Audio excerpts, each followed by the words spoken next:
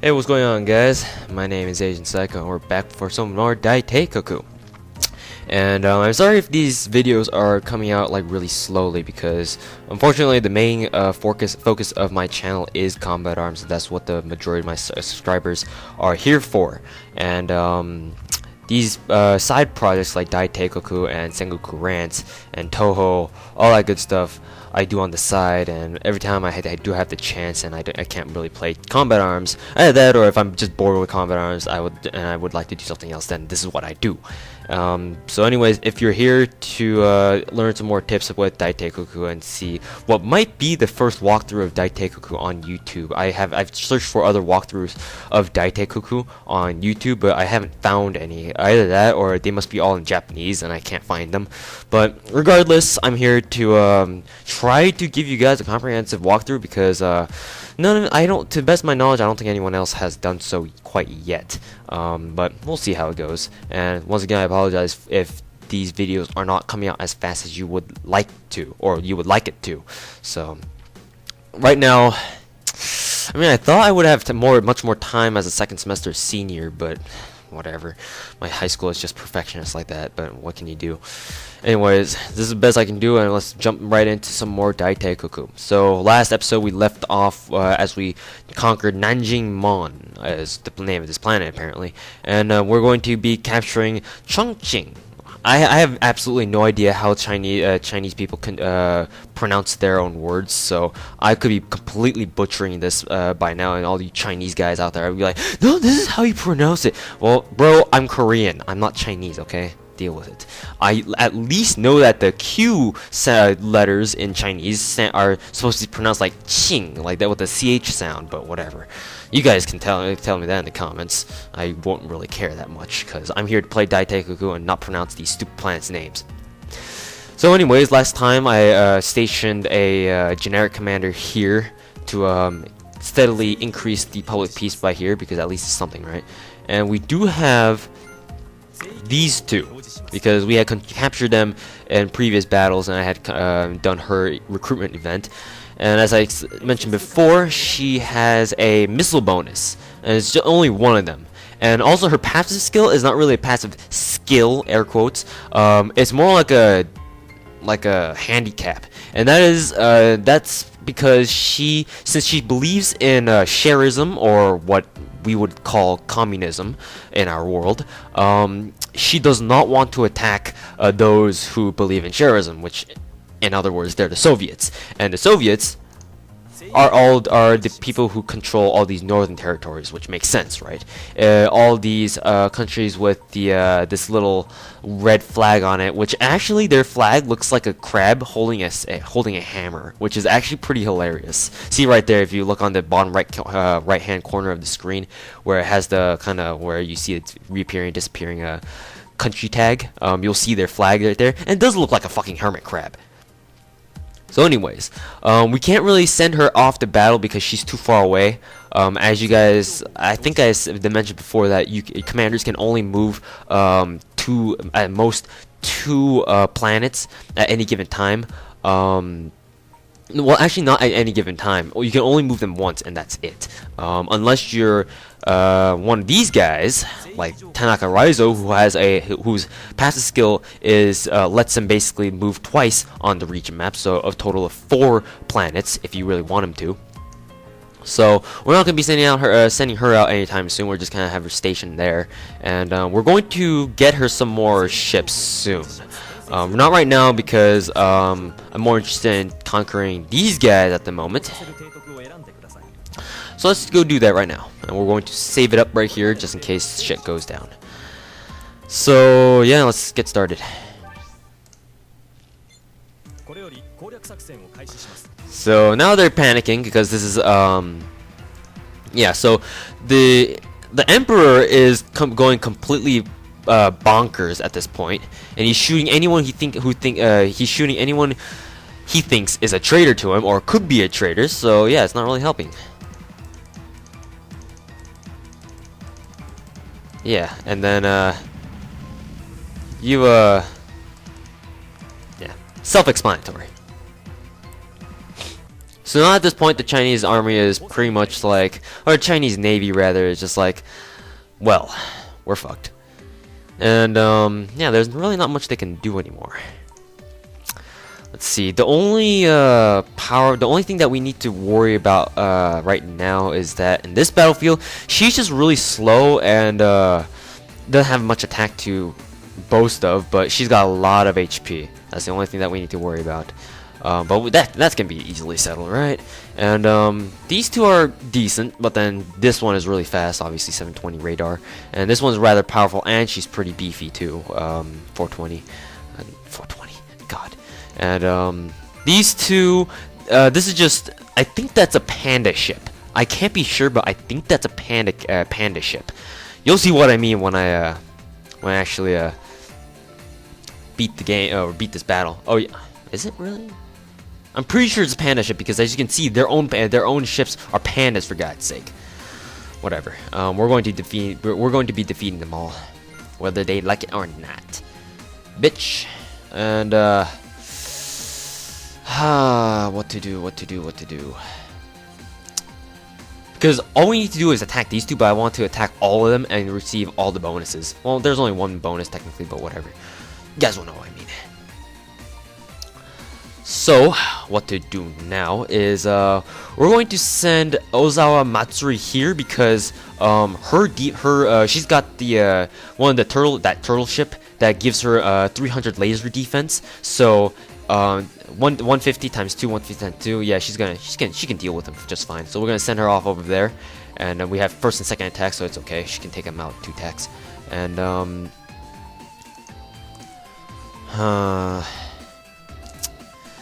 now here's the problem. Because she's the fastest unit on our team, or on our navy at the moment, she'll be a perfect candidate to take out this girl, except now we don't have anyone faster than her except for Togo Tsuyoshi. And I kind of want to reserve Togo Tsuyoshi in order to take out this girl, who has the most health, obviously, of all the ships here. So it's kind of the dilemma. I'm kind of at a dilemma right now as to where we should do. Obviously, Tanaka Raizo can take out any of these guys easy, but do keep in mind that he's really only strong with cannons, and obviously cannons are the slowest weapon types in this game, and obviously they're all gonna have to fire once, and then they have enough weapons, they have enough attack in order to kill him off easily. He's never really known for having beefy HP anyway, so what can you do? So for now, we're going to do it this way. Because she doesn't really have a strong attack, we're going to put her over here, and we're going to put him over here. Is that a good decision? Nope. Whatever. Togo Tsuyoshi, I'm gonna have you in charge. I don't know what else to do. Huh. Yeah, we're gonna have both of you sent over there, and we're gonna have you two sent over here. All right, there we go. Acceptable losses. I'm willing to take them. Get on, no man, they do have panda ships. Hell yeah! Thank God for that 300 laser defense. Oh shit, I didn't want you to do that. Whatever.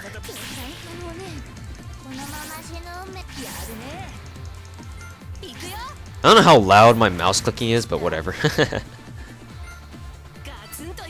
Get owned. Alright. Now this girl. Choose flagship. This dialogue, if you read it, is actually pretty hilarious. Whatever. Oh god. Sticky keys. What the fuck do you want? Alright. Thank God. They're not. That ship isn't really that powerful, because usually enemies would be able to take out Tanaka Raizo in like one shot. Alright.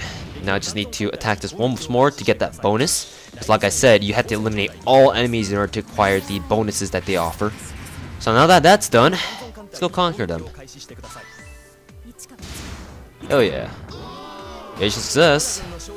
Yeah, all of them level up. Mugen's kind of lagging behind because he hasn't been he hasn't been deployed with Nagumo Keiko yet, who, like I said, has the education passive skill. Gives everyone 40% XP bonus. Let's see. She's some reinforcements when defending. I don't really need that. I never really used this before, so it's not really of much use. So we're gonna go with Query. So now we are. I like how he keeps shooting his own girls, and he still demands them to defend him. Retarded. Kid get owned. He killed them all anyway. You think that's gonna help? I like how he's using a katana. Isn't a katana like a Japanese weapon? And now he's going like a pyromaniac.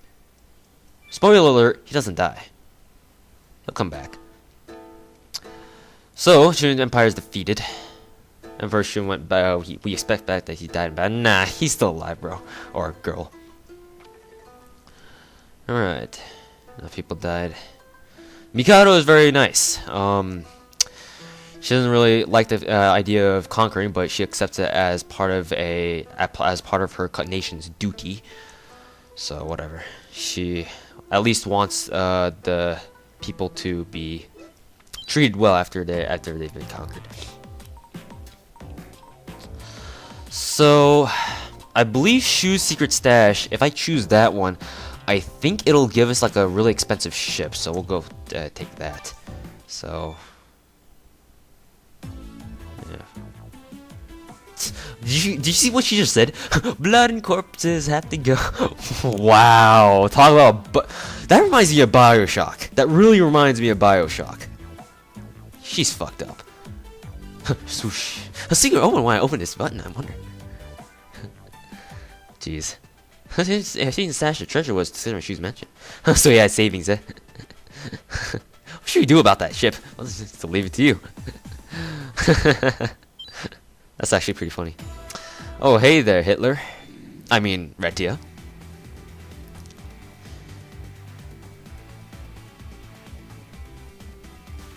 Because I understand that this is probably the only walkthrough of Daiteikoku on YouTube at this moment, I'm gonna from time to time go through the more important dialogues of this game. So their attack must be a joke. So obviously, if you guys are World War historians, I was almost about to be redundant there. But if you guys are experts in World War II and post World War II, somewhere the history around the World War II era, then you would know what they're talking about. For those of you guys who don't know, but at least have a hint of what's going on or what happened in the pre-World War II era. This point in the game. It's just basically referring to time when Germany was first mobilizing, and they're about to take over Poland. Poor Poland. Bye-bye. 2 fleets, 26 ships. Just insane. Manstein. I'm gonna call him Manstein. He's a fucking beast. I mean, just look at him. How is he not a beast? And this guy, L. Rommel. It's kind of weird. Obviously, Rommel. If you guys don't know who Rommel is, yeah, you better study up on your history a little bit more. Whatever.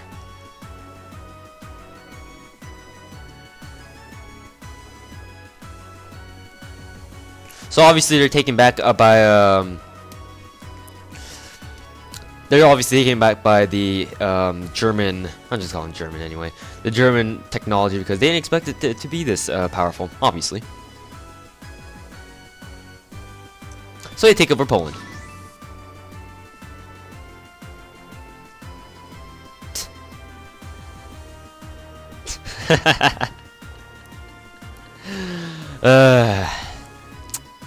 The thing about Retia Adolf is it's almost as if they parodied Hitler, her to be the exact opposite of Hitler. So it's hilarious. Siegheil. Alright. And another thing about Grecia and Retia, they rhyme, is that Grecia always wants to embarrass Retia as much as possible. It's actually rather hilarious. I think there's a line somewhere right there. Yeah. And then, yeah, whatever. Okay, so now we are introduced to the Gamerica star system. Obviously, it's America, in case you couldn't have enough sense to knock off that last G, or the first G rather, and assume it's America! Welcome to the land of the free, gentlemen. And that's the first general you would see. What kind of opinion do you have of America now? Well, anyways. A cult bitch. Yeah, obviously Kathy Bradley is rather coarse, and you can safely say she's a whore. So yeah. And Fred Halsey is she's kind of like a fortune teller almost. And yeah. These two commanders are actually really good in their own right, except Frith Hasley, Frith Hasley on the right, Kathy Bradley on the left. God, I'm confused their names. Kathy Bradley is kind of like Tanaka Raizo in that she almost always has very low health because she only has 2 open fleet slots. But then the first slot has an insane attack. Or is it? It has an insane attack boost, yeah, bonus. And if you go through all her events and complete all her events, she'll eventually gain a new passive skill, because her initial passive skill is called a melee specialist, in which if she takes any damage at all, she deals 10% more damage, which actually comes in useful sometimes. But most likely than not, if she ever gets hit, she's probably gonna be one-hit KO'd anyway. Because, like I said, she has really low. She typically doesn't have a lot of HP because of her 2 locked ship slots that you can't attach anything. But then, like I said, if you go through all of her events, then what the hell? It must have been my mouse. Sorry about that. If you go through all of her events, she drops her melee specialist, or dog fight specialist. I don't know what it's exactly called, but she drops her original passive skill, and she gains a new one called Shield Breaker or something. But I don't know the exact name, but I do know for a fact that if she gains that passive skill, she will negate 300 laser shields on the enemy. So let's say that she's firing on an enemy that has 300 laser protection. It's negated automatically. So for that passive skill is really useful. And for Hasley, you can only get her a certain way, which is kind of annoying if you forget to do that. But if you basically pay attention to how the game runs and basically know when to get her, then she's actually very good. She's a what is it? What's it called? A carrier. She's very carrier intensive commander, so she's very, very good. And that's pretty much her only forte though. But I mean, carriers are our fastest weapon type anyway, so it's really good. Anyways, guys, thanks for watching, and we'll continue on with this later. I'll introduce you guys to who this guy is later. So, look forward to the next episode.